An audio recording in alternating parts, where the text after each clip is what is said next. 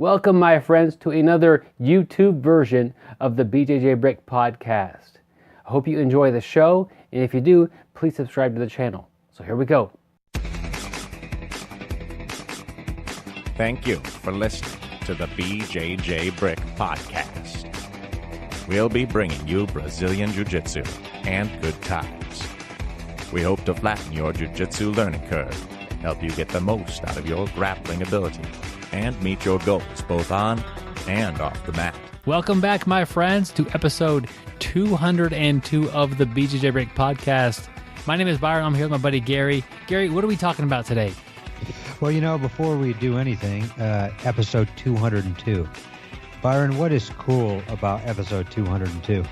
It's the same forwards and backwards. Yes. Did I get it? And, yep, that is so cool that we're on the same wavelength there.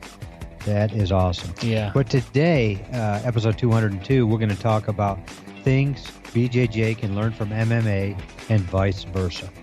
So, I mean, it kind of goes with the episode 202. 202 is 202 backwards and vice versa. There you go. It could be things MMA can learn from BJJ or things BJJ can learn from MMA.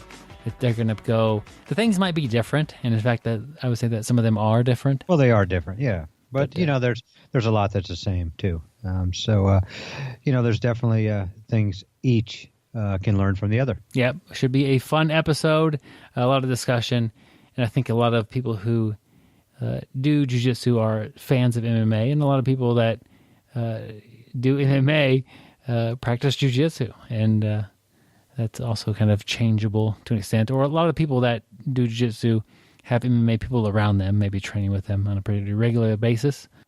Yeah, definitely. You could learn some. It could be things jiu-jitsu could learn from football or from swimming or really anything, and you could find lessons in life outside of jiu-jitsu and bring them in. And I think just for our sake, MMA and jiu-jitsu are two pretty similar things, and it makes it a little easy, I guess, to compare the two and to learn lessons about each of the arts. Yes, so definitely stay tuned for the interview portion, even though we don't have anybody we're interviewing, but Byron and I are going to talk a lot today. Yeah, the last episode of the month, we do this every month, we have a topic and we hammer it out. We hammer those nails into the bricks. Definitely hammering the nails into the bricks and making the bricks crack along its fault lines. You could hammer a nail in with a brick, I suppose, Gary. Yeah, but the brick is probably still going to break. Yeah, it could. Man, It could. We have a fundamental flaw with the BJJ brick, and that's the nail defeats it, evidently. The nail defeats it. But there's one thing we do not have a fundamental flaw with, and that's Byron's audiobook, Your First Year in BJJ. How'd you like that for a transition, Byron? That's very smooth, Gary. I think that could be, our best one. But basically, Your First Year in BJJ, we have a link to it on the show notes. And our goal is to grow jiu-jitsu. And we figure the majority of the people drop out in their first year. It's a tough year. Just about everybody you'll talk to said, hey, that first year was rough. And that's the goal of this audio book is to get you through the first year, make it, so you can increase your learning curve. And it basically goes from everything from, the benefits of jiu-jitsu. And everybody just thinks about, hey, I learned how to, choke somebody unconscious. I learned how to, take somebody down and control top position and smash him. But, there's a lot of stuff. I mean, I've seen so many people who have lost weight, used to be on, hypertension pills or high blood pressure pills and ended up, being off those pills just from the health benefits. You're moving. You're, losing weight, you're burning calories, you're getting stronger, you're getting more flexible. And, on top of that, you're becoming happy. You're meeting a bunch of good people. So, you go to a 2-hour practice a night, you get a ton of, burn a ton of calories, you stretch, you make your muscles stronger. But you meet a lot of great people that put you in a good mood. You have guys that are always going to have your back and, help you out and try to make you better. And you're going to laugh and you're going to joke and you're going to smile. And, all that stress you have is just going to go away. So definitely check out the link to Your First Year in BJJ. It's only $11.99, 2.5 hours of awesome content. So definitely check it out.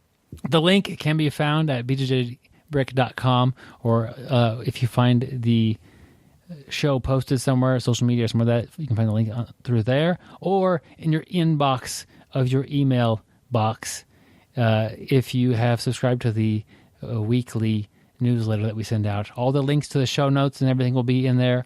Any funny pictures I do of Gary will also be in there. And it's just a good way for us to get a hold of you if we need you and send you out the show notes weekly. And if you want to get the audiobook, check your inbox because you should be on the show notes, or you should be on the email list. And that's a good way to get that. And speaking of, like Byron said, if he wants to put some funny pictures in me, we do have a quote this week from Robin Williams, better known as Mork from Ork. But the quote is, "Never pick a fight with an ugly person." Like Byron, they've got nothing to lose. There we go. What do you think about that, Byron? Is that the quote word for word, or did you add a little bit in there? Oh, yeah, I guess. I didn't know he was picking on me like that. Yeah, I did add that. Oh, okay. I was like, man, didn't realize he was But taking never jabs at me. never pick a fight with an ugly person. They've got nothing to lose. Byron, what do you think that's trying to get at? What do you think that's saying? As I reflect on my life, as I'm doing pretty good, pretty happy guy, but I haven't had people picking fights with me, and it's all making sense, Gary. Yeah, it really does. It does. I guess that's why nobody picks fights with me either. We've really uncovered something about ourselves during this quote. Well, do you think that has to do with our tap-out shirts? Oh, yeah, tap-out shirts do help a lot. Yeah. That's true. But I wear my rash guard everywhere I go. Yeah, that is hilarious. Yep. You see, you bump into Gary at a fine dining establishment, and he's got the rash guard on. It's a big old tap-out logo on there as well. It makes me tougher. It does make you 8% tougher, but the grizzled face makes you realize that if I pick a fight with this guy, he's got nothing to lose. I can't make what I'm looking at any uglier, and that's my main defensive strategy that I have for myself. But let's take somebody. Let's just say your nose is a little crooked, and somebody considers you're an ugly person. What about if they punch you or kick you or knee you or elbow you? They straighten your nose out. Oh. I guess that's not saying you have anything to lose. That would be something to gain. That would be a different quote. Yeah, I guess it's in the same. The quote stands strong on that one, Gary. Yeah, I guess you're right. So basically, if you're ugly, you have nothing to lose. You do have something to lose, so you could die. You could lose your life. You took it to the extreme level, Gary. You lose a limb. That's true. An eye. I mean, you'll shoot your eye out. Well, these are all facts, I guess. I guess Gary's taking it literally. Fights, yeah, fighting can be very dangerous. The picking a fight with the ugly person, maybe I would use that as a little joke. If someone's trying to mess with me and trying to pick a fight with me, I'm gonna say, hey, look at me. I've got my face is already messed up. You're not gonna do that any more damage to what you're looking at. But you, on the other hand, are a pretty good-looking guy. I hate to see that get damaged. That'd probably get me attacked immediately. Or that's what they say. One way to get out of confrontations is through verbal commands and just talking, and that could break the ice and have somebody start laughing and like, hey, this guy's a good guy. What I like to say is, when somebody starts it with me, I always look them right in the eye and say, hey, I'm here to kick some BUT and chew bubble gum, and I'm all out of gum. And then they kick my butt. Do you censor yourself on the word butt, Gary? Only when I'm on the air here. I don't want this not to be a PG-13 show. Yeah, hate to creep up even anywhere near the G level, Gary. Yeah. Yeah. Our next guest is Dr. Seuss. Oh man. Okay, one fish, two fish, I guess, suppose. But it's kind of a funny quote. I don't know why. I guess I was looking for quotes about fighting or combat, and this one popped up, and it made me laugh. Never pick a fight with an ugly person; they've got nothing to lose, and that might be one of your big strategies, is to maybe, you got nothing to lose already. I know it's definitely one that Gary and I have been We've mastered. as far as face quality, have been mastering that for a while. But here we have a quote from Robin Williams. I think everybody could appreciate his work and his comedy that he provided to everybody. But Byron, what's your favorite Robin Williams movie? Ooh, that's tough. He was in a lot of good ones. I think Mrs. Doubtfire was a classic. I've seen that a few times. The Death of Smoochie was funny, and I don't think I've ever seen that one or even heard of it. Oh, it had Edward Norton in it. I mean, I hope I'm not messing up these movies. But how about you, I kind of Gary? like Patch Adams. I think he was great in Patch Adams, and also Bloodsport. Oh yeah, which one was he in Bloodsport? I forget. He was the Thai boxer. Actually, I'm just joking. But but with Robin Williams, it was a while ago that it was found that he took his own life, and that's a tragedy that we all saw, and I think we're surprised by. I hate to think that any of our listeners are in a situation where they feel like that's a good option for them, and I think it's hard for people to understand what somebody else is going through and how difficult it could be. Suicide is often looked at as like a selfish act or something like that. But I think really a lot of times the person wants an out. They want a way to get out of what they're in. They want to escape. And that's not a good solution. I think the main thing is to give yourself more time to find a way out, and you will find a way out if you're dealing with a big struggle in your life and you feel like that there's no way to fix this, there's no getting better. You know what? In 20 years, this will be a thing of the past, and it will have been gone. You just got to give yourself time, and today might be tough, and tomorrow might be tough. Just go one day at a time and hang in there, and also don't overlook getting help and finding some professional help to help you out. And, you look at Robin Williams, a guy who everybody loves, everybody likes, he made everybody laugh. And he definitely had some things inside that were, he needed help with, and he didn't get that. And I wish he had given himself more time to figure out the quality of life that he could have had in the future. And, we're all missed out on his future work. And same thing with everybody who listens. People that you know now and people that you haven't got yet to meet are going to miss out on things if that's what you're looking at doing. And just I hate to get too deep on this because it's kind of coming out of the blue, but Robin Williams is definitely a person that everyone loved and we're shocked by.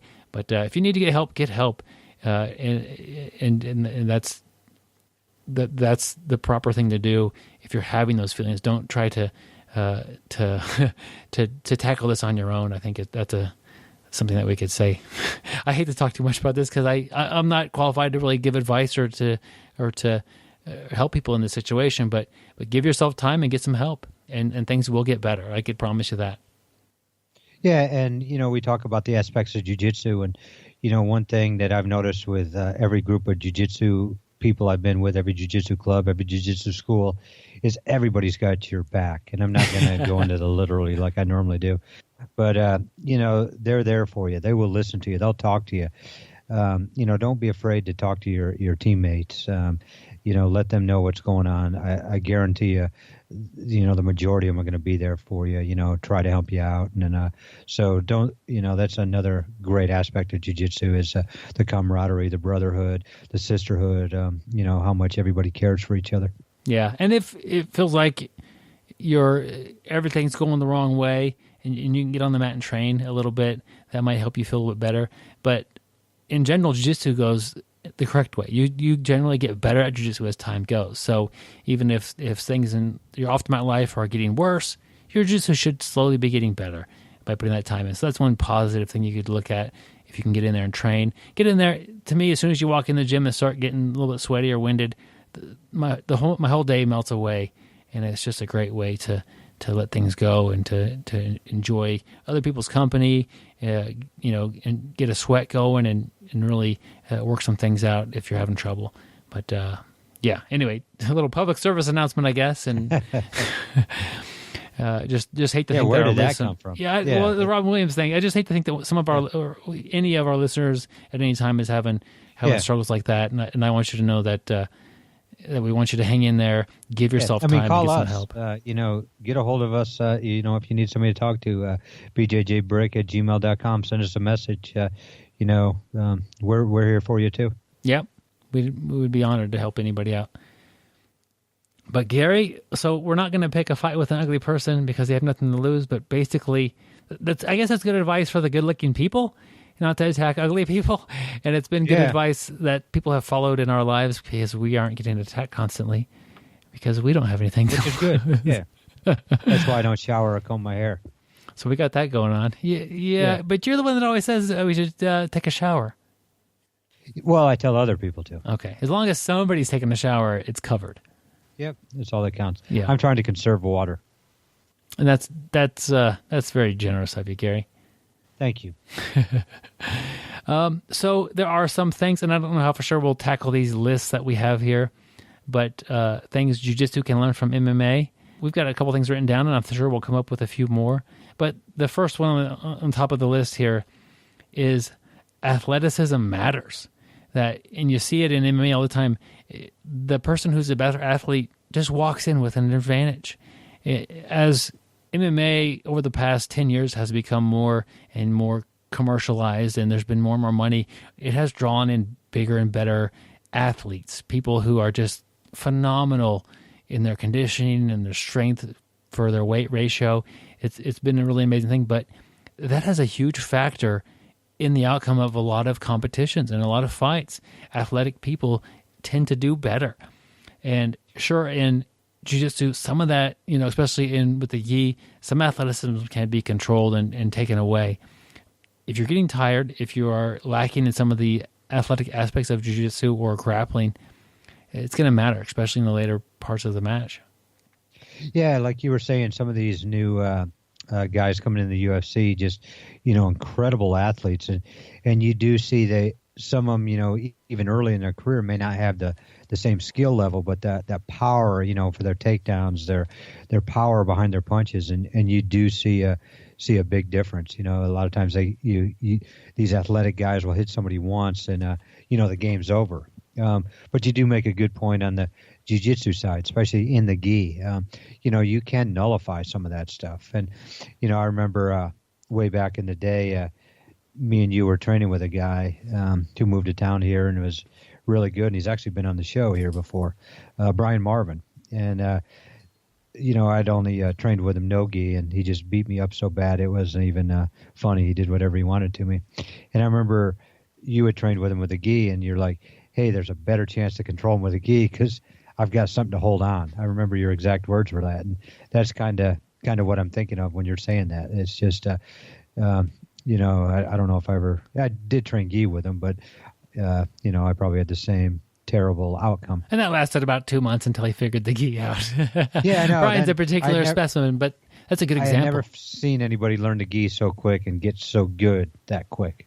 But it just reminded me of that because me and you were talking about him one time, and when he first moved here, and I'd only rolled no gi with him, and you had rolled gi with him, and I was telling you how bad I was getting killed and couldn't do anything, and you're like, hey, put the gi on, it nullifies him a little bit. Yeah, that's funny, and that there was a short window of opportunity for that to happen, but and it passed a long time ago. But athleticism is important, and that's something to some extent that you can control. You could become a more athletic person. You could get stronger. You could get faster. You can get better balance. These things are controllable attributes. You may never be, like Gary, as far as ugly. I hope you're not going to be ugly, but Gary is like Brian Boitano with some of his twists and balance and things he could do out there. But you may never get to that level. But you could improve. Dig on my sexuality, Byron? I'm trying to keep it below the G level. I'm just saying that you're the finesse that you carry on the mat is up there with them. Yeah. But one thing I hear, we're talking about athleticism. I do hear a lot of jiu-jitsu people, just talk about technique wins over everything. And, I do believe, technique is the basis of jiu-jitsu. But if we have two people with the same technique, same size, then that strength takes over. And, I do hear people training jiu-jitsu say, hey, I don't like to lift weights or vice versa. Really not wanting to lift weights or run. They're going to do all their exercise on the mat. And there's nothing wrong with that. I think there's, a lot to it. But I do think that, when we have the same technique and skill level, that person with a greater strength and or conditioning is going to win out. Yeah. The phrase technique beats strength or something along that, I forget how it's worded exactly, that's great if with technique also has strategy. So Gary's not trying to do a technique that matches up poorly with somebody who's got a ton of strength. So my favorite position is somebody who's got 100 pounds of me is to get on their back. And that's more of a strategic thing. There's several techniques to get back there. Once I'm on their back, their size is a lot of times kind of out of the picture. Yeah. Yep. But I think the technique and strategy thing is a good combination if you're going to have to try to beat strength, because your technique needs to be on point. It's not smart to do techniques that they're going to be able to power bomb you or to just strength out of things. You need to select the right things, be good at those things, and then your technique will be able to surpass their strengths.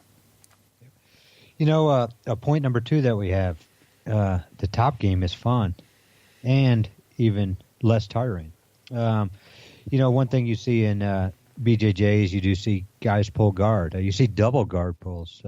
Byron actually saw a triple guard pull once. That doesn't happen very often. But, there's nothing wrong with pulling guard. A lot of submissions come from pulling guard. I actually like to work off my back. It's a comfortable position for me. But, in all reality is, somebody gets on top, they put that, pressure on you. It's tiring. You're having trouble breathing. And, you're on top. It's kind of like what you said a minute ago about taking that bigger guy's back. It's you kind of nullify that. You get top position, you can nullify a lot of stuff. You put that guy on the bottom in trouble. And, I think sometimes in jiu-jitsu, I remember back in the day, I didn't work takedowns at all. I figured I wanted to be on the ground, and I'd pull guard. It didn't bother me. And I try not to pull guard now. I do try to get the takedown and pass and get top position. Even though I do like the bottom position, but the top game is fun, and you can. There's definitely a lot of opportunities there, and you can wear out your opponent. Looking back at my jiu-jitsu, blue and purple belt, I love playing guard. I didn't really have a lot of a choice until my sweeps got better. And then I could play top game, and top game is a little bit, it's different. I think learning the guard first gives you a good idea of what the top person should be trying to do. So as I was trying to learn my passes and trying to get those down, I had a good idea of what not to do and how to avoid things, because if somebody could avoid my triangle, I would just do what they were doing to me as they were trying to triangle me. And so it's a good way to kind of learn things as you're learning like the opposite. As you're working on your guard, you're learning what not to do as you pass. But the top game for myself is a lot less tiring. If I'm tired, I want to play top. I'd rather try to pass somebody's guard than try to work guard at the point of near exhaustion. It's just a lot less work. And the idea of adding strikes to that and also being tired, being on the bottom is a tough place to be sometimes, especially with somebody who's got a lot of pressure and a lot, I guess, with the strikes. It's a tougher place to exist. And sure, there are rewards there. You could get a sweep, you can get a submission, but as far as the minutes tick by, I do think there's an advantage for somebody who's on top and trying to pass, just for being able to deal some damage and to being able to, if they're able to stay there and not get swept, and especially if they're able to pass. I think those are all advantages towards the top game that we don't see a lot in jiu-jitsu, because the bottom game, if I'm in Gary's guard and the position doesn't change, Gary will submit me or sweep me. And I guess that changes the position. Gary's going to eventually submit me. And I really don't have a lot of submissions from the top in Gary's guard, I have to first work to pass, which may not even be possible. Once I pass, then I can attack. So it's nice in jiu-jitsu having the guard as a neutral position, but only really one person can attack. But in MMA, they could both attack. They're just a lot of, I guess, different attacks with the strikes being more relevant on top. Not just that you can't strike from the bottom, but it sure is more enjoyable to be on the top if strikes are involved. I'm guessing. I don't really do a lot less striking anymore, but it's easier to give those than to receive. Yeah, definitely. If striking is involved, I do want to be on top. Those punches from the bottom aren't really going to hurt the same way as being on top. As soon as striking is involved, I do want to be on top. I want to pass. I want to get to a better position. I want to get to mount, and I want to rain down terror on you. But thinking of just the jiu-jitsu side, I'm thinking of when me and you roll, and when Byron and I roll, it one of us will get the takedown, the other will land in the guard, and whoever's in the guard will start throwing up some submissions and won't get them, and the guy's trying to, either me or him is trying to pass the guard, and it's tough passing the guard. But as soon as we pass the guard and get side mount, it's over. It's we kind of have different styles, but it's like when we get to that's that so position, nice of you to say.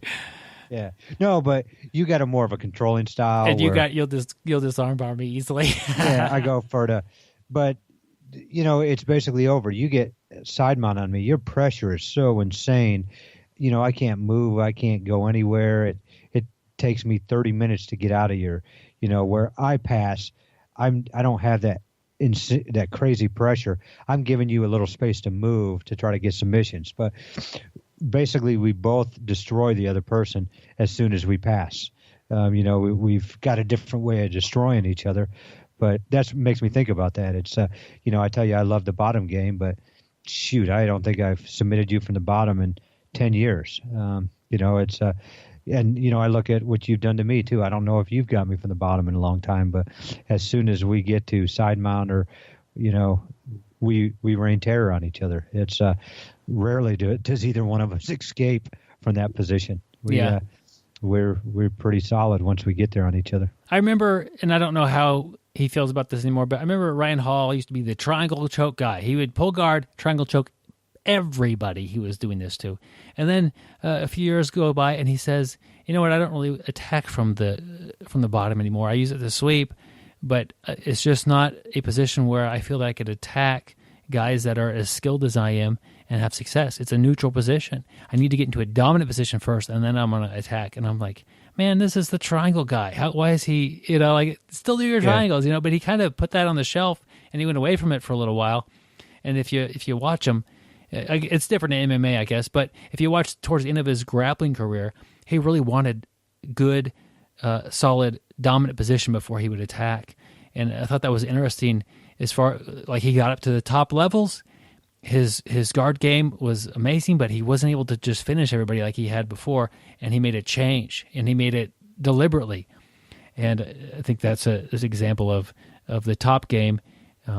Dominant positions, not just, I'm just saying in the guard, but being able to pass the guard and get in the dominant position is a lot funner than being in the bottom position in that inferior, side controller mount. Going down the list here, learning from BJJ, learning from MMA, position before submission or winning. And I think that we say this all the time in jiu-jitsu. You got to get the position before you get attack and do your submission. And typically you see it at the very low levels. You'll pass guard and get in mount, and some newer person is trying to choke you with like a cross collar choke while you have the mount. And it's like, okay, that's fine. You could try that.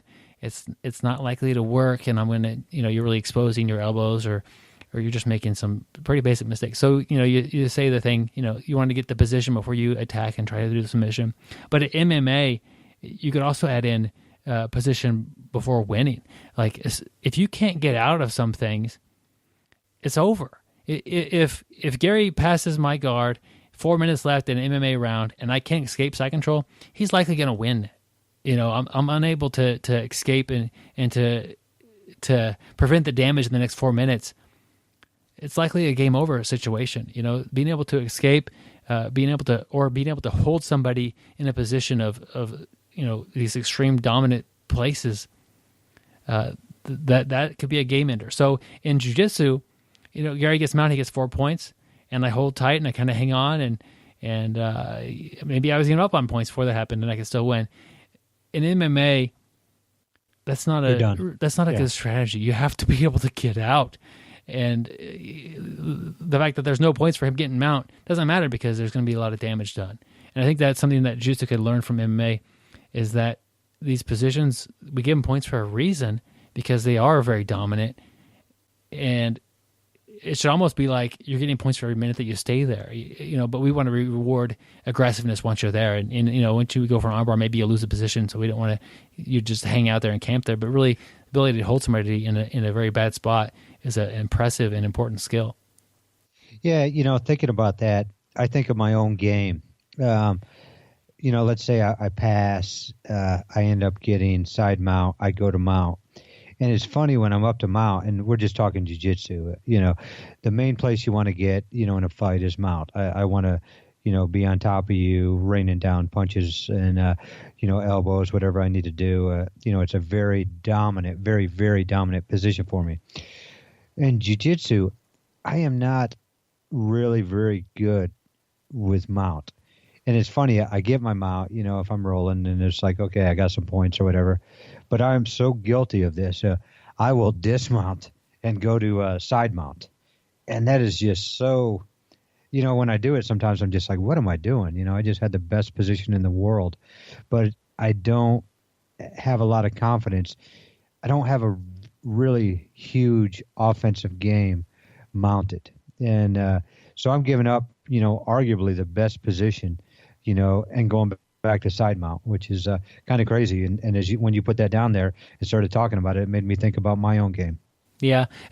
To break down just everybody listening, hear Gary's game broken down a little bit. I think, Gary, when you dismount, you're not going back to a regular side control. You're going back to a side control that is better than it was when you've mounted. So maybe my arm is out of position, or I'm turned a certain way. You're not just dismounting to go to side control. You're dismounting to go to an attack. But still, I'm dismounting from the most dominant position. And, going back to Ryan Hall, I remember reading once about Ryan Hall talking about in high-level jiu-jitsu, he said if you take the back, you should basically finish it. And I am not great on the back either.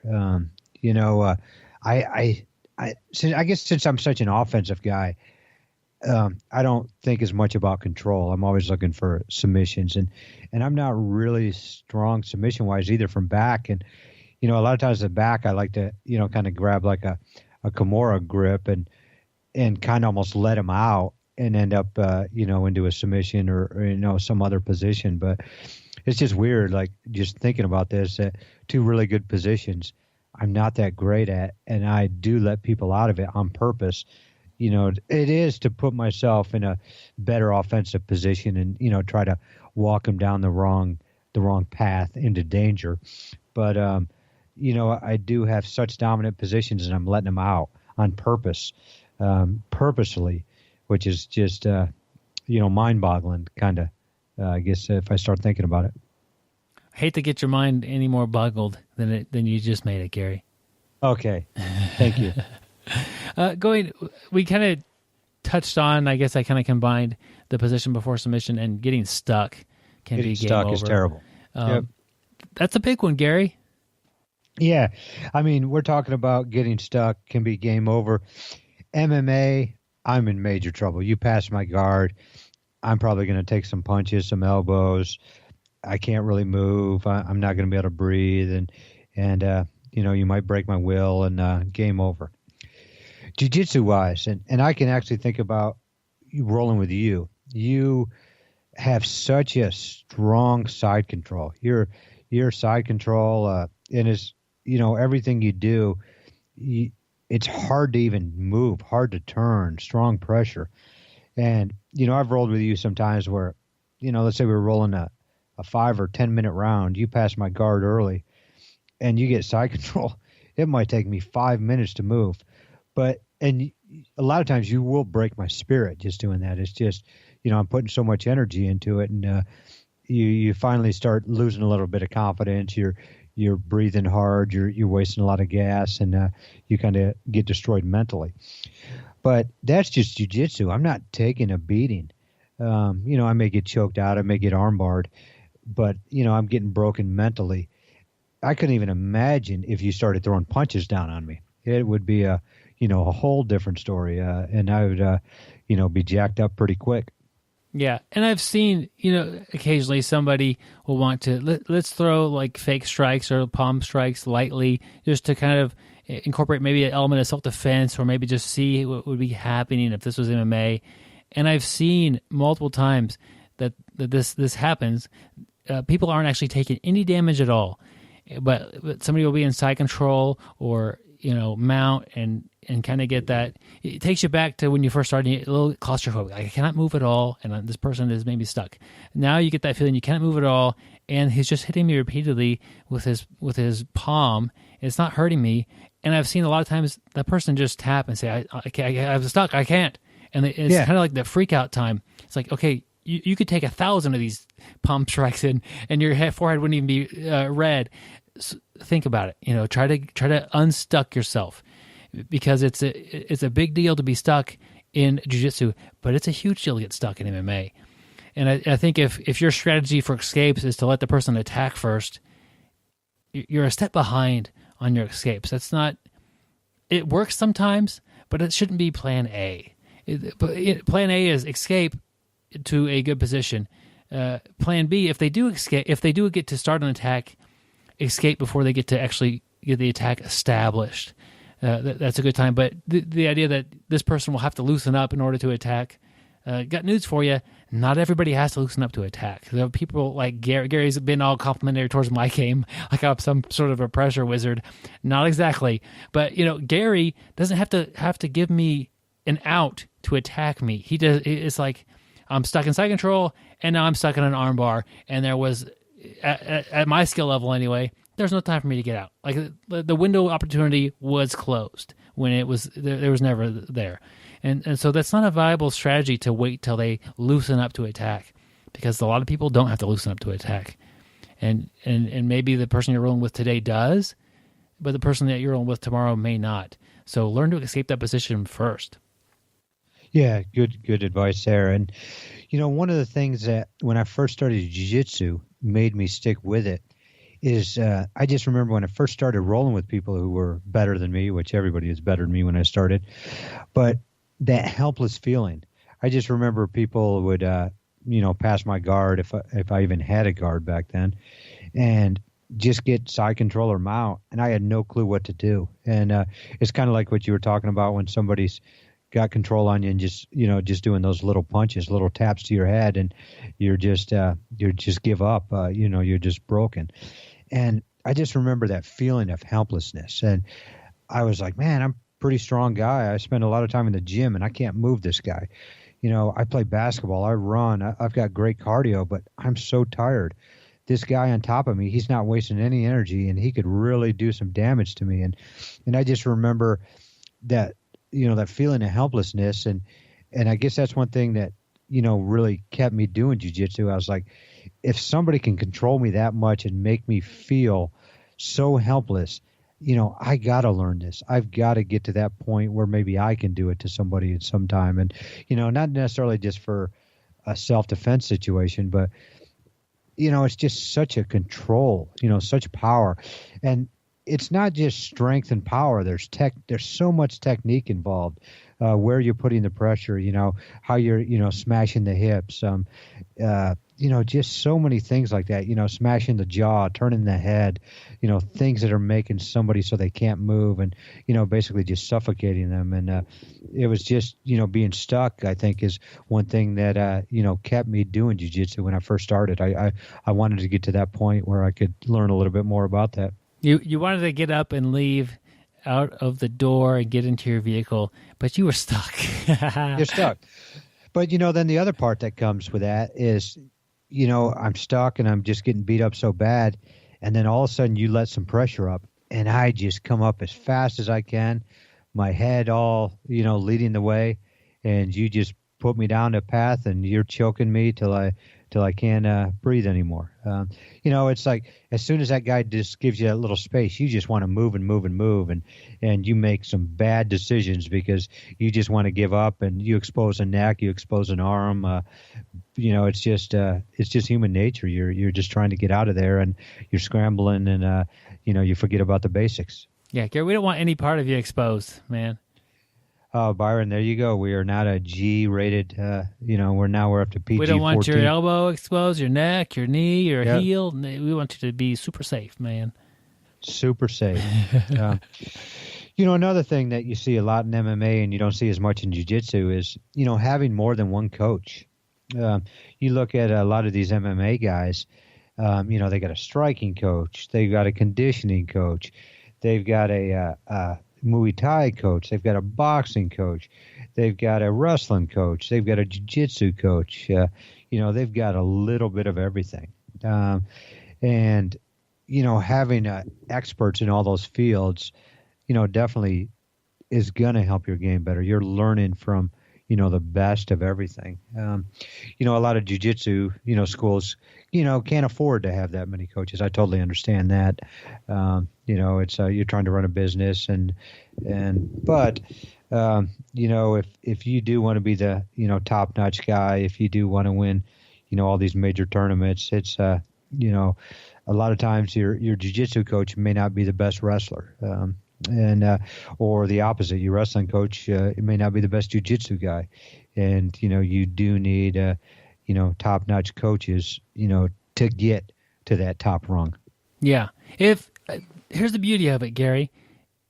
Everybody could be your coach. That's somebody. Well, really, I do think, I do believe in that. I do think, like today I was rolling with a guy that, hasn't been training anywhere near the amount of years I'm having. But, I learned a little thing from him today. And you keep your open mind, and if you see something that works, ask. And the cool thing about this sport is every time I've ever asked somebody, they show it to me. I've never really had anybody who hid something from me.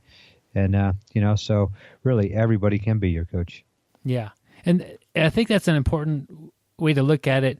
At Fox Fitness, people consider me a coach or instructing sometimes or whatever, but a lot of times I don't have the best answer for you. If you want to learn my daily Hiva guard is subpar on a good day. It's not very good. I don't play daily Hiva. It's not what I do. So if you want to do that, grab the purple belt who tears everybody up with his daily Hiva guard, and he's going to tell you how to play that type of guard. If there's something that you want and your coach isn't very good at it, don't think anything less of them as a coach. Just find out where to get that thing, because there's not enough time in our lives to pick out every facet of jiu-jitsu and to master that. So as a team, you have people who are interested in different things, and if you determine which part of your game you want to expand, look and see who you can learn from, and look and see how they're setting that up, or how they're getting into it, how they're finishing it, and give yourself the ability to find new coaches that are hiding in your team. And they may not consider themselves a coach, but if they can give you some tips or show you what they do, and if it works well for you, that's awesome. Yeah, kind of like what you're saying there, Byron. Had a guy a couple weeks ago wanted me to show him a north-south choke, and he said he been working on his north-south choke, trying to get it better, and wanted some tips. And first thing I looked right at him, and it's like, I've got the worst north-south choke you've ever seen. I don't think I've ever tapped anybody out with it. To be honest, I pointed over to another one of our training partners. You need to talk to that guy. He's got a north-south choke. I don't. I'm not the guy to take advice from. And to be honest, I can probably learn from you on that north-south choke. Yeah, and that's sometimes, as somebody who is in the coaching role, we forget. Sometimes it's better to pass that to the next person. And even as the person who is not used to teaching, that's an important skill to pick up as well. So they're kind of doing you a favor as well. Say, hey, how do I do this north-south choke? Well, I haven't shown a technique in a long time, but I'll be happy to show you what I do. And then that gets them into the teaching mode, which actually helps them become... they become better. They have to break it down a little bit. And I do think that once you start teaching a little bit, it does help your game. Yeah. I just looking at MMA, they do, like Gary was saying, they have coaches for everything. At the top level MMA, you have your wrestling coach telling you to do this. You have your jiu-jitsu coach telling you to do this, a boxing or Muay Thai or subcategories of the striking arts. And they're all there with their studied eye and really helping you develop it into this highly paid athlete or whatever you're trying to become. In jiu-jitsu, typically you have a coach. And I think we can gain a lot by expanding who we view as coaches and gaining the knowledge of the classroom as a whole. And as coaches, it's important to say, I don't know how to do that very well, or this person is a far better resource for what you're wanting to learn than I am. And that's part of tapping that ego, getting rid of the ego. You're not the best at everything in the whole room unless, you've just opened up your gym and everybody's fairly new and they're just knowing what you've shown them. Then, yeah, you're probably the best at everything in the room. But after you start passing out a few belts, people are good at specific things and they should be willing to share that with the class. Yeah, and that's what, we talked about what makes jiu-jitsu special, and that's one of the things, people are always willing to share. As we transition here, as we pass this guard and transition to another phase of the show, what MMA can learn from BJJ, I think there's kind of fun things here, Gary. Oh yeah, definitely. The first point you put down there, I hear everybody talking about it. Better guard passes. That's one thing you do see a lot in, on the jiu-jitsu side, guys like me and you and the majority of the guys listening to this, we're, jiu-jitsu is our thing. And we understand, how important it is to pass guard. And, a lot of times in MMA fights, and MMA is different though too. But you will see a guy just camp out and guard, not even try to pass, just controlling the arms, watching out for the legs, but, watching the hips and just throwing punches. You do see a lot of guys will stay there. A lot of guys stay in half guard, throw some punches, throw some elbows. And, but boy, if you can pass that guard clean, shut those hips down, and boy, you're in such a great position where you can really, really drop bombs there. I think about a guy you train with, Byron, who trains up with you at Fox Fitness there, Manny. He's a professional fighter, and he has a wrestling background, and I've watched him in some fights, and boy, when he passes guard and gets side control, I've just watched him. I watched one fight way back in the day where he was early in his career, and he passed this guy's guard every round, like in the first minute, and held side control and just threw punches for 4 minutes straight, kind of like what we were talking about getting stuck too. And I was just, amazed by, his control. And, I was like, boy, I'm glad that's not me on the bottom. Yeah. You have a choice to make if you're on top in MMA. Do you want to pass the guard? Is it worth the time, effort, and energy spent to pass? If you have 30 seconds left and it takes you 25 to pass the guard, it's probably not worth it. It's probably not worth it. Or if your guard passing is prone to getting you caught in submissions, probably not worth it. It's just a consideration. In jiu-jitsu, you have to pass the guard. That's your job. You're in the guard, it's time to pass. Even if, I guess you could be up on points and try to stall it out there. But really, if you're in the guard, you should be trying to pass in jiu-jitsu. But I think if you're doing MMA, and something you can learn from jiu-jitsu is just cleaner quality guard passing. If you go to a jiu-jitsu class and you put a gi on and you could slice through someone's guard in those conditions, you're gonna find it much easier to do those guard passes with no gi and added your strikes, because those are a huge distraction or a huge part of setting up some guard passes or strikes. But if you could do them without the strikes and you can do them without the slipperiness, you're going to find your guard passes a lot easier. I'm going to start doing that. When we're rolling, just ways to pass the guard, I'm going to punch you. Oh, man. It's going to distract you, and I'm going to pass. And while you're, still reeling, then I'm going to lock in that choke or submission. I'm regretting this episode already, Gary. Thank you, Byron. So we'll see how this develops, and if I could dodge Gary for a few weeks until he forgets he wants to do this to me, I'll be in better shape. Yep. Byron, you mentioned, when you were talking about, training guard passes, and you said put on the gi. I think that's another thing. A lot of times people think that MMA guys don't put on the gi, but you do see a lot of the top guys, put the gi on. Go in and train with, normally if you're going to put the gi on, that's going to get you access to the top jiu-jitsu guys around. It's only going to help your game. You want to train with the best guys. You as an MMA guy, you probably don't train as much in the gi, so it's going to handcuff you a little bit.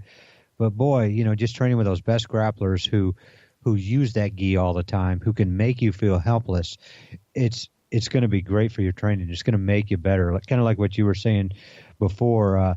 If you can escape an armbar, in a gi where there's you don't have to worry about the sweat, it's going to make it a lot easier, without the gi. So put that gi on, train, and you're definitely going to learn stuff that way. Yeah, it kind of depends on where you're training. If you're training at one of the top 10 or 20 MMA gyms in the country or world or whatever, a top gym, you're probably training with some really good grapplers. But if you're training at a typical gym, you can look at the people doing MMA, and they may or may not be the best grapplers in your community. If the best grapplers in your community are getting together every day or every other day, putting a gi on and just rolling like crazy, and you're not doing that because it has a gi involved, go ahead and get a gi and roll with the best grapplers you can find. I think it'd be smart to not play a lot of these crazy gi games as far as tying your opponent up with the gi and to play a heavy gi dependent game. But you could still get the experience of rolling with these people that are going to have some really cool things to do to you and really test your knowledge and your skill on the mat.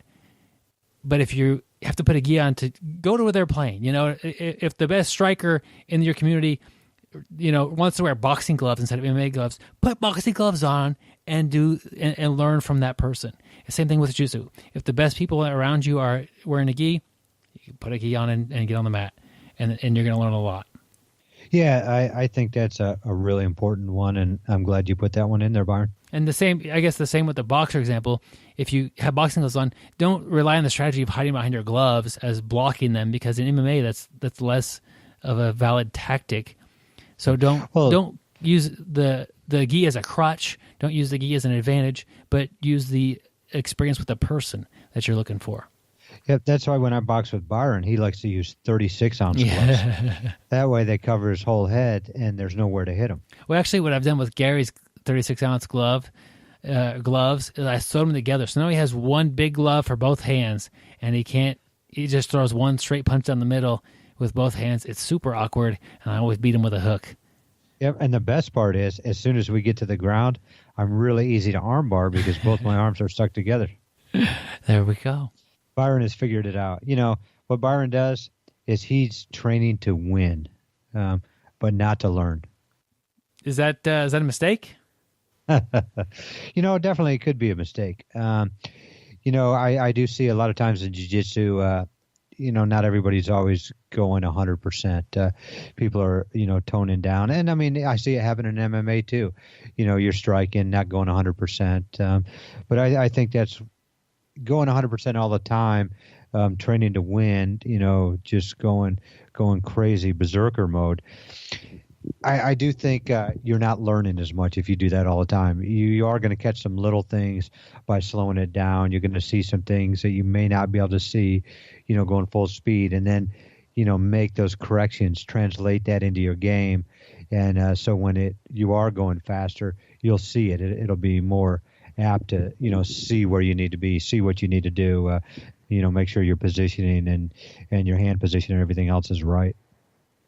And it's not just the speed that you're training, it's what you're training. If Gary wants to bring nothing but his A game technique wise to me, that's one thing as far as, he's really working on this. But if he wants to expand that and to maybe work on some areas of weaknesses or work on some escapes, he's no longer being competitive like he would have been working his A game. So as a person doing MMA, I just think the attitudes are a little different. I think the people who are training MMA are a more in a more competitive room. It's like kind of like the wrestler. You grapple with a wrestler, and they're still in the wrestling mindset. They're trying to win. They're not always trying to train and to get better. They almost feel like they want to win the match with you while you're rolling. And it's not a match. We're rolling. We're training. We're getting better. And to be able to take that mindset away of trying to win everything and try to get better this round is a big deal as far as your growth. And that's a good lesson that MMA people can learn from jiu-jitsu. It's not about winning right now and in training. It's about getting better. And so put yourself in those bad spots. Try the techniques that you're good at but not great at, and make them great. If you always bring your A game, sure, you could beat me. But bring your B game and make it another asset into your A game, and you're going to be a lot better for the long term. It's not a competitive thing. It's a learning thing. Yeah, definitely. It's a learning thing. That's what we're here for. We're here to learn. And, you were the one who you helped me with that a lot. Even though I started 2 weeks ahead of you, like I like to tell everybody, you were one of the guys who told me that, as I start going along, I was competitive. I was always trying to win. And you would tell me, get in some bad positions, learn to escape. You're here to learn. Have some rounds where you're really trying to win and stuff, but put in an equal number, if not more number of rounds, where you're learning. And you remember back when I probably spent 2 years straight starting every round under somebody's side control.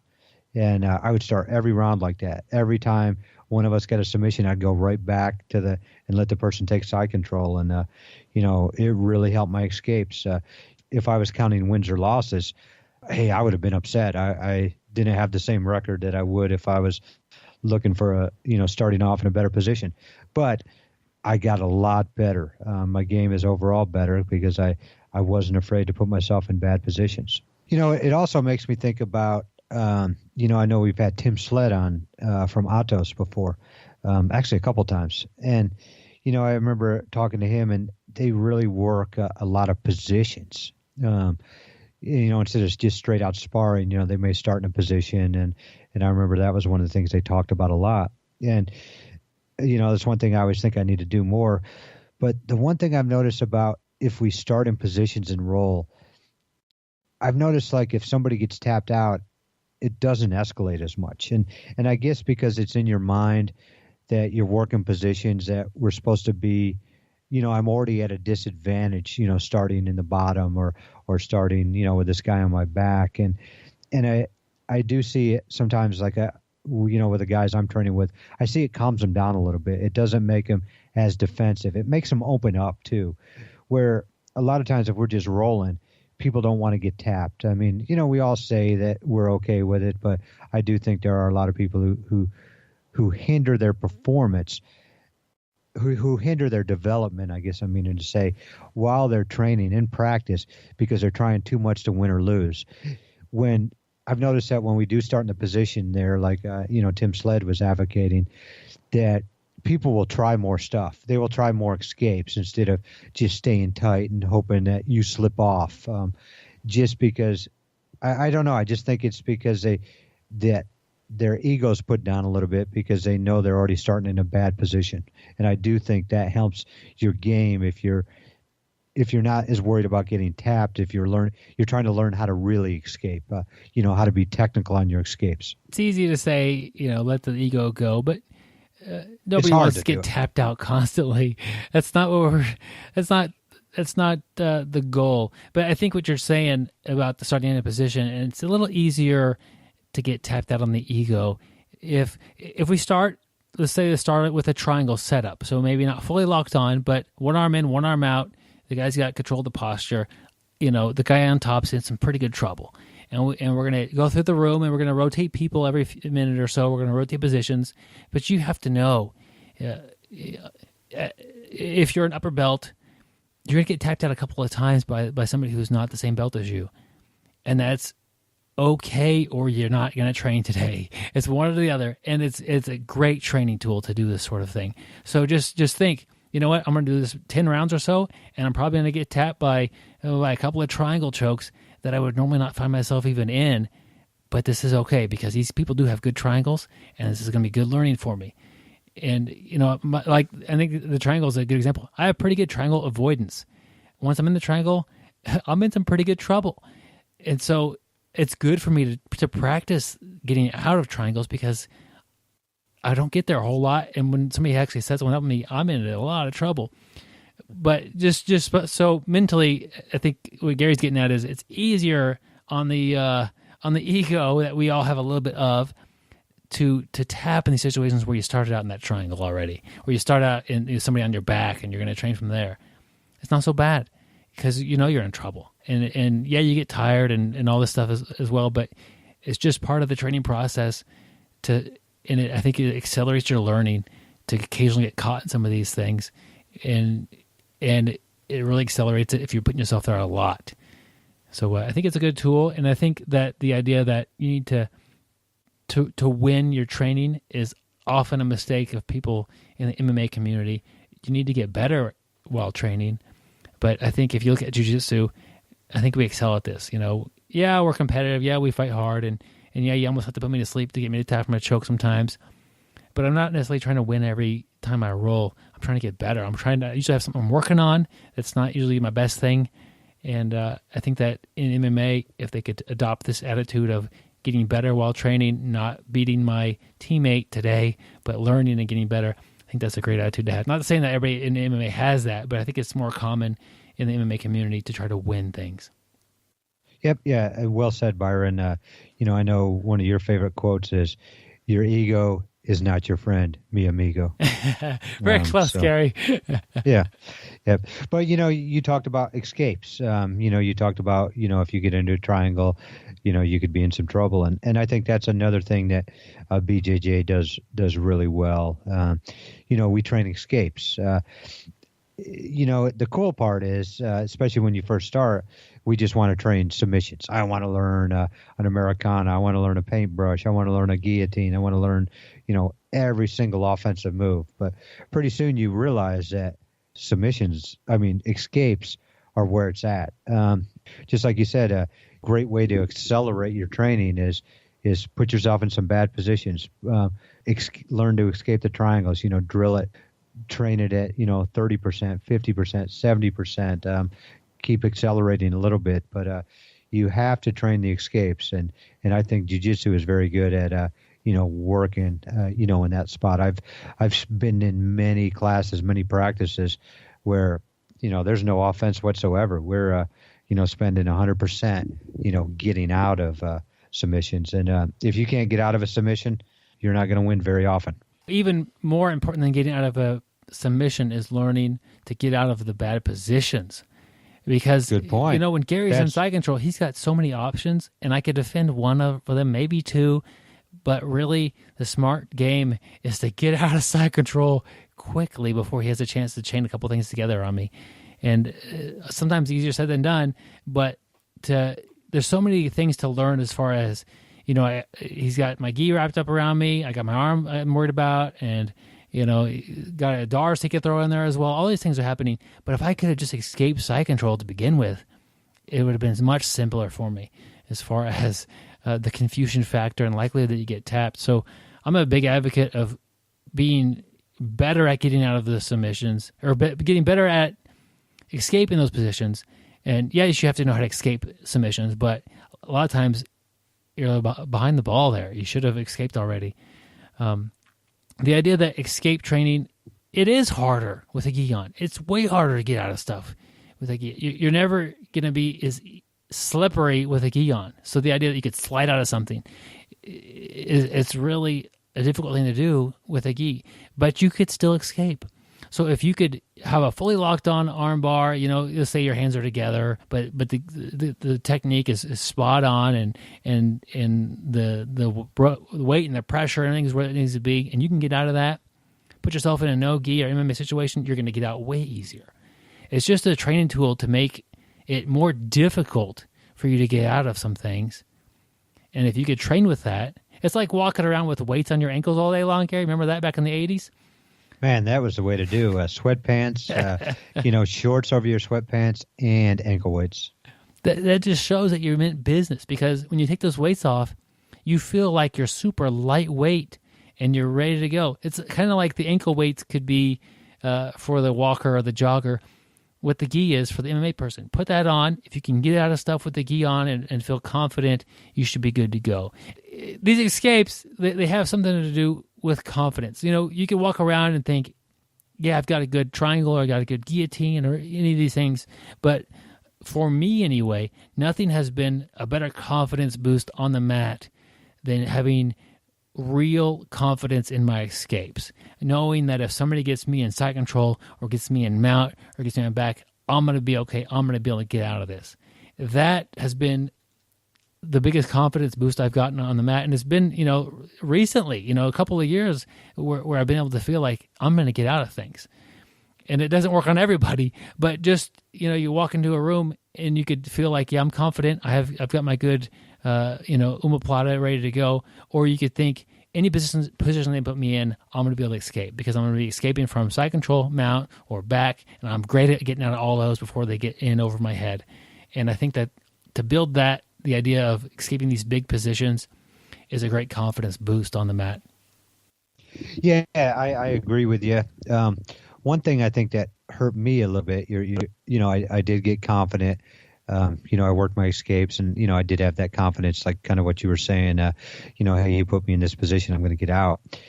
But after, I think I got a little too full of myself. What would happen sometimes is somebody would get me in a position, and I'd be so confident, lackadaisical, like, what are you even trying this for? I'm going to get out. And next thing I know, I'm gurgling and falling asleep. So confidence is good. You have the, you're going to be able to get out of it, but don't ever skip the steps. Don't ever, just think you're so good that, hey, I can sit here, because that same guy that has your back probably has that same confidence that, hey, when I get somebody's back, I'm so confident that I'm going to finish it.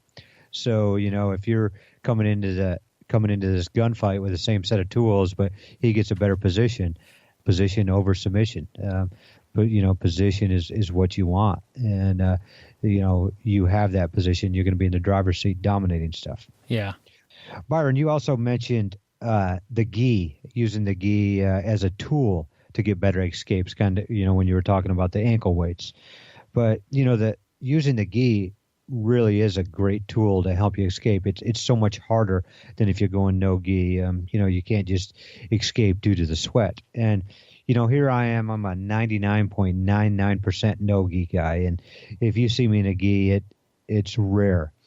But I tell guys that I train with that do train majority of no gi, especially when they first start, and they think no gi's better and this and that. I tell them that I started my career, probably my first 6-7 years in the gi, the majority of the time, and I wouldn't be anywhere close to where I'm at now if I did not train in the gi. And I do think that was one of the things that the gi really helped me with is, submissions. You have to be technical. I can't just rely on explosive power, not just to get out of moves, but, even to get out of positions. Especially in a gi, somebody may have me all tangled up with the lapel, or, the skirt, have me all tied up, or, grabbing my pant legs, you have to figure that out. You have to be smart. You have to figure out, different ways to move your body, different angles where, the athleticism that we talked about a little bit earlier, no-gi wise, you can get out of stuff just by being strong, by being explosive. And so I really do think that the gi is a very, very important learning tool. And here I am. I tell everybody I'm love no gi, and that's my thing. But I do believe to be a complete grappler, you do need to spend a lot of time in that gi. And that's the only way you're going to get, to that top level. Gary, this whole podcast, not just this episode, but all 202 of them, have been a secret plan that I've hatched to get you to wear the gi more often, and it seems like it might finally start be working. I wonder how many times I've put the gi on in the 202 Yeah, episodes. I don't know. It's not very many. Yeah. Definitely trained with you a lot in these episodes. I bet under 30. Yeah. That's probably a good number to start with there. Yeah. We talked a little bit about escapes and confidence. One more thing I want to say about that. If you're nervous before a match or something that's important to you, and you know in the back of your head that your escapes are through the roof. Let's say you're a blue belt and your escapes, you get bust out of the brown belt side controller's mount. Think about that. I think no matter what position I get in, I'm going to be able to get out. I'm not going to be stuck. That's going to be a great kind of a thing to like, you know what, maybe he will pass my guard. Maybe he'll beat me on points. But no matter what happens, my escapes are awesome. And I'm going to be able to get out of wherever he puts me. And I'm not going to get in that much trouble. I think and whether it happens or it doesn't happen is a different thing. But just if you're nervous, that's a big confidence boost, being able to think about how good your escapes are. Another thing about that MMA can pick up from BJJ, if you're nervous, if you're a nervous competitor, I think one of the ways to fight that is to compete more. I think wrestlers have a great advantage at this. They, especially in the United States, they go through and they get so many matches in the course of a wrestling season. It's unbelievable. The amount of times they've stood on a mat, faced an opponent face to face, and went at it. And sure, it's not MMA or anything like that, but it's an aggressive competition, to say the least. And these guys are going after each other. And to feel that time and time again, and to not be afraid of your opponents, to take that away from, take the fear out of it, I think wrestlers have a good advantage coming into MMA because they've had a lot of competitive one-on-one experiences. If you're a competitive MMA person and you're walking in there and you're a little nervous about this idea of doing combat with somebody, why not sign up for a jiu-jitsu tournament and get that nervous feeling to show up again? Maybe it won't even be there because you'd be nervous of not having to get hit or anything like that. It's kind of a nice thing to not have to worry about. But I think just the idea of how many times you've competed against a person one-on-one, it kind of dulls your nervousness a little bit. And I think that's something that jiu-jitsu could bring to you as far as making you less nervous to step up and compete. Very good point, Byron. Another thing that MMA can look at, you look at jiu-jitsu, the gi is a big deal. There's no way to get around it. Control the gi and all these things, as far as it's a major factor on the mat if you're wearing one. The same could be said for the gloves you're wearing in MMA. It's not the same as a gi, obviously, but they're a big deal. If you're working your MMA grappling and you're not even wearing gloves, that's like working your gi game and not putting a gi on. It's a factor. It's gonna, you'll be, I got a great rear naked choke, or it's easy to slide my hand in, for the guillotine. Put a glove on and have a guy grab the back of that glove. It makes a difference. So just to think about, put the right equipment on and then go train with that on is a pretty simple way to say, you don't see people signing up for gi tournaments and never training with the gi or saying, it's the same thing. Yeah, you do. Actually, you're right. But my group does.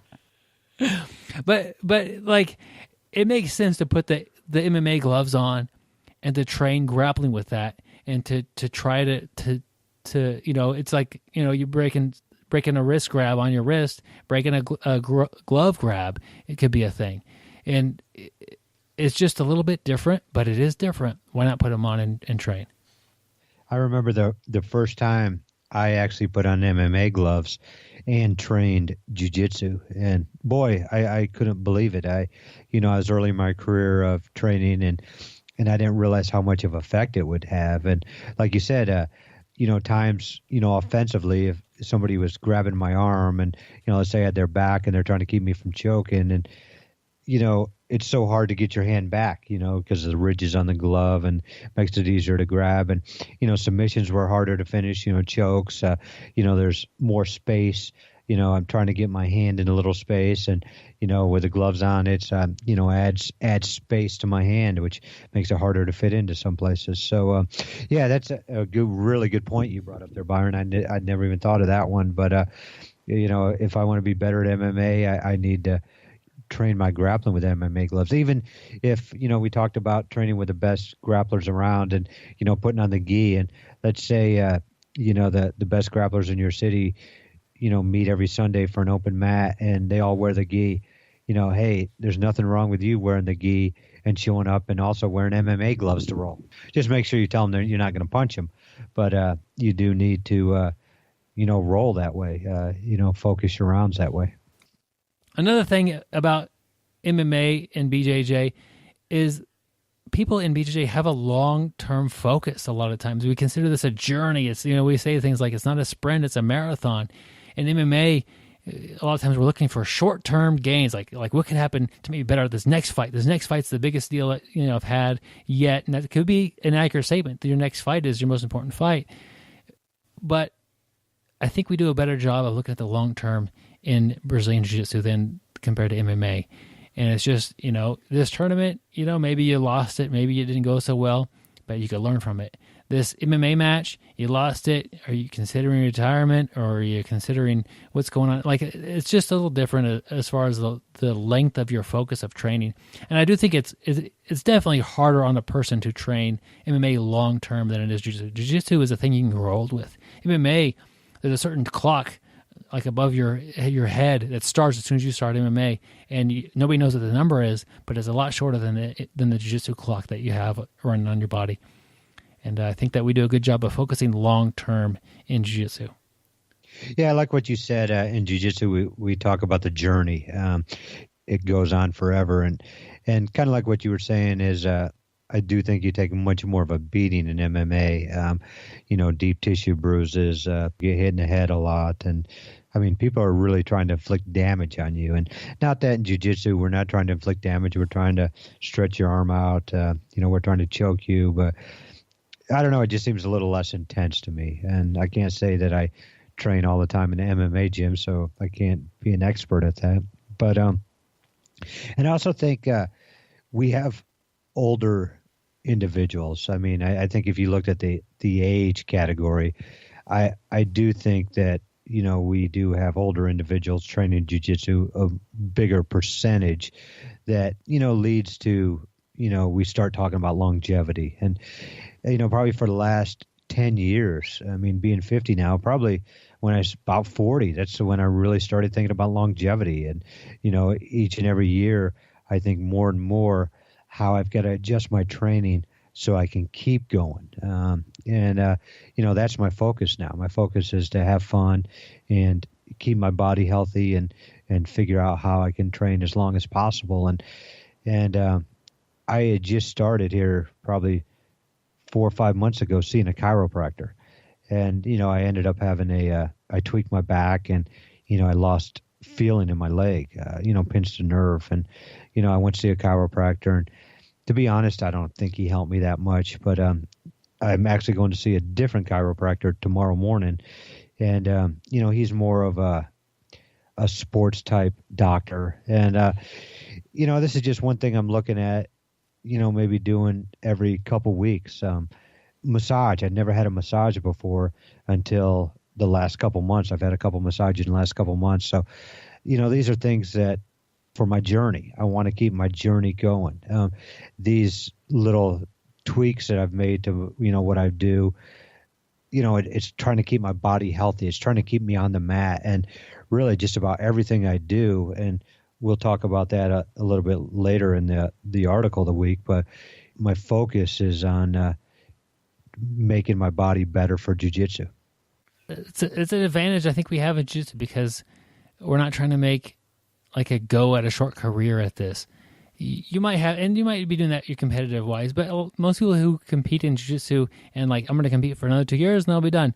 After that, you still do jiu-jitsu. You open up your own gym or you do something, you still train, but it's in MMA, it seems like it's a shorter term focus. It is hard on the bodies. Jiu-jitsu is not necessarily easy on the body. Like Gary said, we're not inflicting damage on each other on purpose. MMA is rough. I say all the time, jiu-jitsu is a rough sport. MMA, you're damaging each other all the time. Yeah. And in jiu-jitsu, when somebody's asking, aren't you trying to break each other's arm and stuff like that? It's like, yeah, well, I'm not trying to break anybody's arm. Yeah. I'm trying to take it to the place where it would be close, and that person will voluntarily say, no, thank you. And that's a different aspect of, if I'm going to hit Gary in the head, he can't say, hit me a little less hard, because I just did it. He took that trauma to the brain. There's no taking that back. With jiu-jitsu, I think we're so careful with, because we know how to hurt each other. We're very cognizant of what's going on with our bodies, and if we're safe or not safe, or if my training partner doesn't know he's not safe, I need to be aware of that as well. A lot going on, but I think jiu-jitsu is a lot easier to do for the long term. And I think we're more, the frame of mind is more of a long-term thing, which I think is great. Yeah, definitely the frame of mind, I think, is more long-term.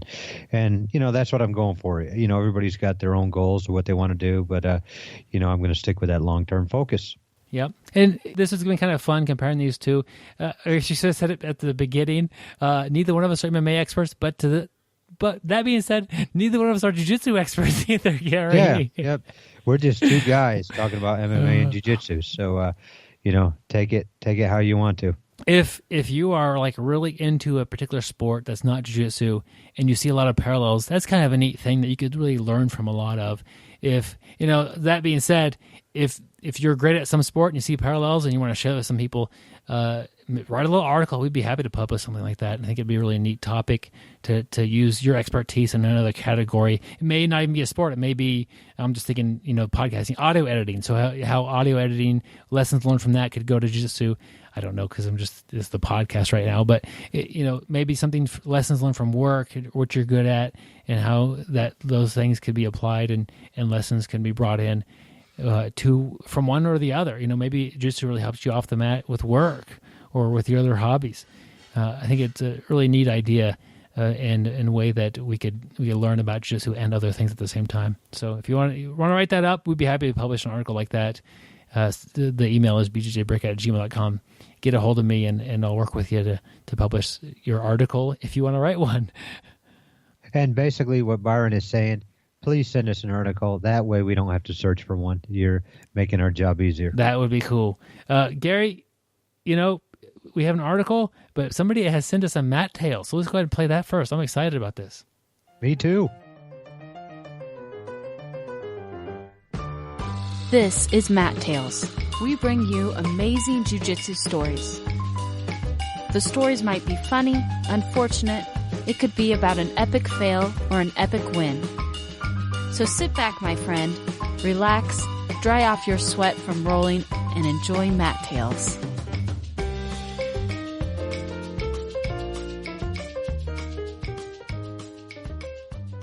My first ever Brazilian Jiu-Jitsu tournament, I entered 8 months into my BJJ journey with lots of wrestling experience. I worked hard, ate right, and made the lowest weight class possible for adults, under 140 pounds. But I was the only one to do that, so I had to go up in weight to compete, no big deal. I won my first 2 gi matches by points and entered the finals with a pretty confident start. I took a deep shot on my opponent and ended up in an even deeper arm-in guillotine. I started fighting to escape and ended up breaking a molar and choking on my tooth. I ended up swallowing the chunk of tooth and my pride because I had to tap. That was a bitter pill to swallow. When my opponent found out that I broke my tooth, he jokingly said, "Sorry about the extra calcium." About 30 minutes later, the no-gi tournament starts up, and I was doing great again. I won my first 2 matches by points and ended up having the same opponent in the finals again. We both go pretty hard, and I'm up 6 points with less than 60 seconds to go. I'm in side control. He turns to me pretty hard, and I hit a step-around armbar and land the submission victory. I walked away with a lot from my first tournament. I made some friends, I lost half a tooth, but it was all worth it. Now I roll with a mouth guard, but it has a little less to protect.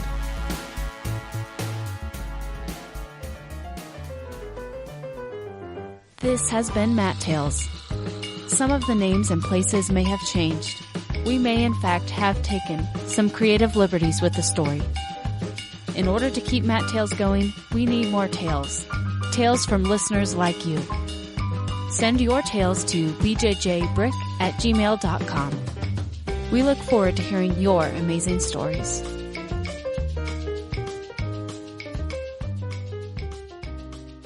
All right, thanks again. Another Mat Tale in the books. That was Mat Tale number 24. We've had 24 of these, Gary.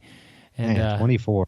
They are fun. They're really fun to share with the audience. I think people will really enjoy them. If you've got a kind of a crazy story, we need it sent in. Gary needs it desperately. I need it desperately, but that was a crazy story right there. Swallowed his own tooth, being stuck in an arm-in guillotine. Yeah, I gotta say, a lot of heart shown on that guy. If I was in a tournament and my tooth broke, that would be probably the end of the tournament for this guy right here, Gary. That's the same thing I thought too. And then, it comes back, and the same guy, he ended up beating him in no-gi, if I remember right. Tough guy. Came back from adversity and fought himself through, but swallowed his own tooth. That's a story you can always tell. That's a good story to tell at the bar. Yeah, as you say, that's a bitter pill to swallow, Gary. Definitely. No pun intended. But that was sent in. We have an article to talk about this week, Gary. Yes, we do. It's from the website, the BjjMentalCoach.com. And it is basically 3 success rules. Yep, and we've had Gustavo Dantas is his website. We've had him on the show. Check out the interview that we had with him. It was a lot of fun. Michael Langhi shared his 3 rules to success in jiu-jitsu, and we'll talk about those a little bit here. Rule number 1, dedication and hard work. I think this is a big one here. If your goal is to win, big jiu-jitsu tournaments, dedication and hard work is on the agenda. There's no way to get around that, Gary. That's true. And Byron and I were talking about this a little bit beforehand, and Byron made a good point. I was talking about a point that says you must dedicate yourself 24/7 consistently. And, I'm like, man, who can train 24/7? And, Byron's like, hey, Gary, you're looking at it wrong. Basically, I think what they're meaning is if I want to be good at jiu-jitsu, I've got to really dedicate myself to jiu-jitsu every hour of every day, 7 days a week, 365 days a year. But he's not saying you need to train 24/7. You need to take care of your body. That's dedication. You need to, watch what you're eating, making sure you're getting enough water in your body, eating the right amount of macros, eating properly, making sure you're stretched, taking care of injuries, doing some cardio, and even rest. Rest is very important. We always just think about working, and, trying to, be our best, increase our cardio. But, rest is an important part too. You're to dedicate yourself. You have to, be healthy. And, speaking of that, I just got back from a 10-day vacation, and I did not train at all during vacation. I did not go running. I did not hit the weights, which I'm always doing too. I basically just rested my body, and I came back, and I've now rolled 2 days. I rolled yesterday and today, and boy, do I feel good. And that's the rest part. I think I needed it mentally. I think I needed it physically. And, we always talk about, the dedication, but, and we think about that more as, putting in good hard work, but it's eating, it's resting, it's getting sleep. When we're saying resting, I'm not just talking sleeping. Some days your body does need a rest, or, relaxing a little bit, before class, before practice. So definitely a lot of dedication and hard work. Yeah, and I think that the dedicate yourself 24/7, that's kind of when the off-the-mat stuff comes into play. But hard work and dedication are big factors. Resting, I think, is a big part of training smart. Yeah. If you're, resting is one of my best things. I'm really good at resting. If I need to rest, I'm great at that, Gary. Yeah, you're good at taking time off when you have an injury. Which better is than smart. you, that's for sure. Yeah, but I remember here just a few weeks ago when you prolapsed your rectum. You took some time off. The rest of us said, "Oh man, that's just a prolapsed rectum. Why can't you train with that?" But and I remember our training partner Craig said, "Rectum damn near killed him." But definitely need a little rest every now and then. Gary, you started off the show by spelling out the word "but" because you wanted to keep it clean. Then you go and share the embarrassing story. No, I was kidding. Yeah, but it's rectum. That's a technical medical term. Yeah. Yep. Man. Yep. Number 2, consistency and perseverance. A big thing is consistency, and you've got to be there. You've got to show up. The difference between a champion and, well, he says a loser, is the champion didn't give up along the way. And, I think of a couple people I train with. They may only train one day a week. That's all they can train. But they still train. I've heard so many people say you can't get better one day a week. And I totally disagree with that. I mean, I don't think you're going to be a champion. But I've just seen so many people who don't have a lot of time to train, but they never stop. They don't take, 6 months off. I see a lot of people will train 3 months out of the year, take 6 months off, come back, train another 3 months, take 6 months off. Next thing you know, they're watching Conor McGregor on TV and thought it was great. And then they come back for 3 months. They take 6 months off. They end up watching Rocky VI. They come back and train a little bit more. But man, I've seen a lot of guys who train 1 or 2 days a week, but they just keep going, just keep plugging away, like the tortoise and the hare. They just never stop, and I do see them getting better, and it's impressive. The perseverance aspect of it is there are days that's going to be hard to come to class, and there'll be days that you can't, whether you're sick or maybe you got some family stuff going on.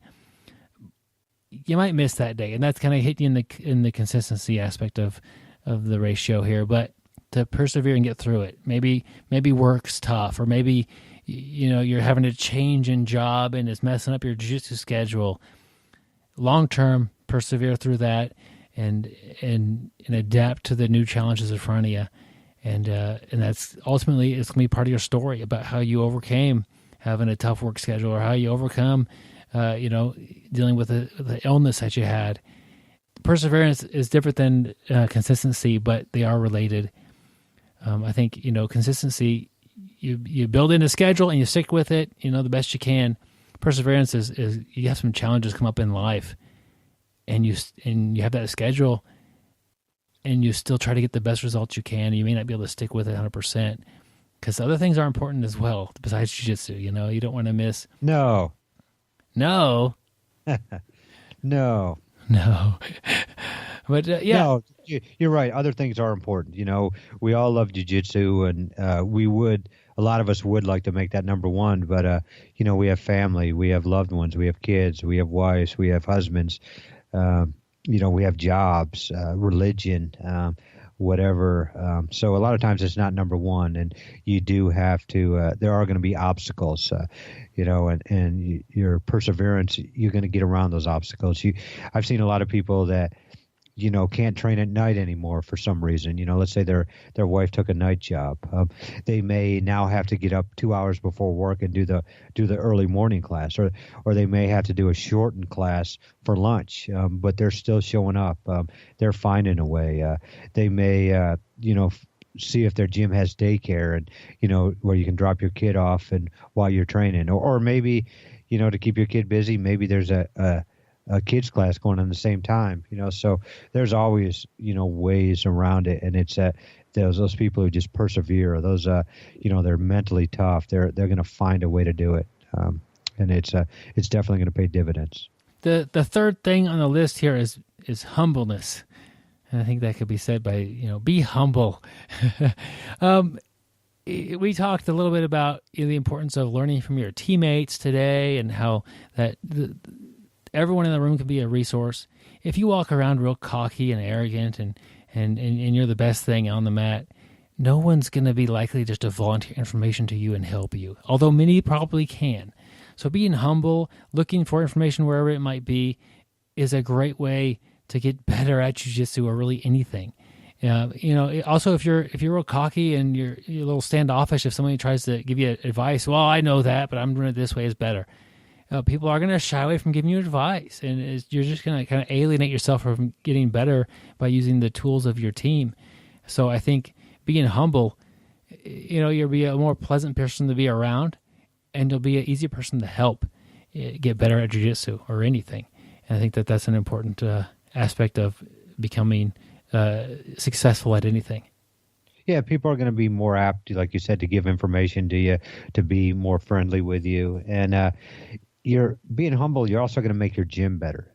As your gym gets better, the more humble people you have in your gym, the more people are going to sign up. And by having more people at your gym, more people's brains to pick, more people to train with, different styles to go against, it's just going to make you better. And humble, not just in jiu-jitsu, but in life. Being humble is a very important asset to have. There we go. That wraps up the article. It'll be on the show notes. There'll be a link to it there. And also, check out our interview with Gustavo Dantas. It's his website, BJJ the Mental Coach. And really enjoyed having him on the show back in the day. Make sure you tune in next week. We have Mike Bidwell from BJJ After 40. I know you've seen his videos online, and basically just a really knowledgeable guy, really skilled jiu-jitsu person. He's going to be on here dropping knowledge and helping us all get better. Do not miss Mike Bidwell next week. Yep, check out go Google or YouTube, whatever, Cry-angle, like, crying and triangle, and he'll pop right up and he'll show you how to do the Cry-angle. That way you'll be prepared for next week's interview, because that does come up in the interview. Definitely every time Byron triangles me, I cry. So that could also be a Cry-angle. I like what you did there with the words, Gary. Very, very smooth and clever. Why, thank you, Byron. Hey, speaking of smooth and clever, those would be our Patreon supporters. They're very smooth and they're very clever. Hey, we do have a link to Patreon on our show notes. Patreon is a website for content producers like ourselves. And, to put this show on, it is not free. And we could not keep this show going without our Patreon supporters. So definitely check it out if you do have the means. There's a couple different options, how to donate per show or per month. And, everybody that helps, helps out, doesn't matter how much. We really appreciate it. And, thank you so very much. Yep. We'll send you out a gi patch and sticker and try to welcome you to the Patreon community that we have going on there. Small but mighty group, and we really appreciate everybody that's on there. If you're looking for more jiu-jitsu related stuff, check us out on social media. We can be found on Facebook. YouTube has been a lot of fun. We've been putting a lot more stuff up there on the YouTubes, but the one slight negative is you got to see our faces.